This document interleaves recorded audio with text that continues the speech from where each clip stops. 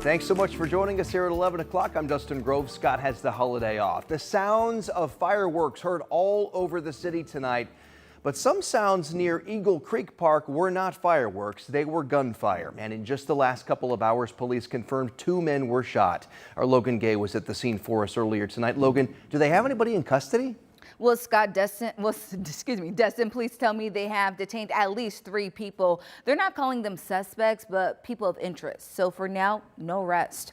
Right now, police are working to figure out exactly what led to that gunfire on the start of the holiday weekend. It happened around 7:30 along Lafayette Road near 79th on the northwest side. Police say officers were in the area at the time, allowing them to respond quickly and render aid to the 2 men shot. They tell me both men were taken to the hospital in critical condition. Officers calling it an unfortunate situation on this holiday weekend. All it takes is for one person to the cooler heads prevail and walk away. And so hopefully we'll get to the bottom of this and figure out exactly what occurred. Again, 2 men shot and hospitalized in critical condition, at least 3 people detained. Anyone with the information that could help police in their investigation is urged to reach out to IMPD or call Crime Stoppers at 317-262-TIPS. Angela? Logan, I'm going to take the radar back several hours to show you we had a handful of downpours pop up during the early evening hours between about 6:30 and 9 p.m. You can see those here. We expect a similar setup during the afternoon and evening hours of Saturday. What that means, a lot of tomorrow is going to be dry, it's going to be hot, and it's going to be humid. High temperatures on Saturday in the low 90s. A handful of pop-up areas of rain possible, maybe a few rumbles of thunder, but the best chance for some showers and storms this weekend will come for the end of the weekend on Sunday. It's still going to be hot and humid, but we expect the shower and storm activity to become more widespread later Sunday into Monday. I'll have that timeline in the full forecast. All right, we'll see you then, Angela. Thank you. And as this intense heat returns to central Indiana, make sure you've got our WTHR weather app. There you can monitor the temperatures. You can check out the radar anytime right on your phone. It's a free download in your app store. The light show over downtown Indy just wrapped up moments ago. Take a look. Thousands of people here in the heart of our city to take in this fireworks show on the 4th of July. Fourth Fest provided hours of entertainment tonight. Of course, we saw the fireworks. You just saw them there. But before that, hours before that, people enjoyed a street festival with food, free live music, and a kids zone. Something for everybody to come together and celebrate our Independence Day.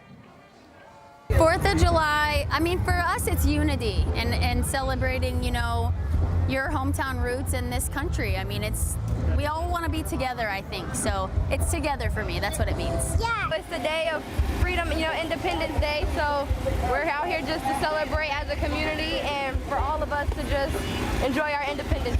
Yeah. And what a beautiful night for it. The folks at downtown Indy say this is just the kind of thing they like to put on. They say they strive for affordable, accessible, and appealing events for everybody. Well, we also spent time today at July 4th festivities in Westfield, and like Indy, there was a whole bunch of food and music up at Grand Park. Kids, as you see right there, also had their own spot to have some fun, and all of that was followed by fireworks there. It's fun every year. This is my 11th Westfield Rocks, the 4th. Every year I'm surprised by how fast the day goes. I feel it the next day, but it's a lot of fun while it's going on. Westfield leaders say all the work it takes to put on this kind of event is certainly worth it. And Hoosiers got to honor the history of the day at the Benjamin Harrison Presidential Site. It opened for free tours and festivities today. About 80% of the pieces inside that home are original to the Harrison family. The presidential site's CEO says this holiday is really the perfect opportunity to learn about the past and look at what's happening in the present.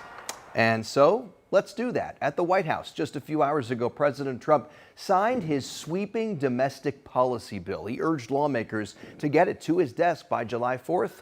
And it happened. Republicans made it happen. The president was surrounded by supporters as he put pen to paper during the military family picnic. This is really seen as a milestone for the president so far in his second term. The multi-trillion-dollar bill includes tax cuts and funding for border security, as well as cuts to Medicaid and food assistance. I've never seen people so happy in our country because of that, because so many different groups of people are being taken care of, the military civilians of all types, jobs of all types. We're adding things like the biggest tax cut in the history of our country, child tax credits. So many things are being added that we wouldn't even have time to discuss them. The legislation passed the House largely along party lines yesterday, and it passed the Senate by a single vote. The Congressional Budget Office estimates the package will add $3.3 trillion to the deficit over the next 10 years.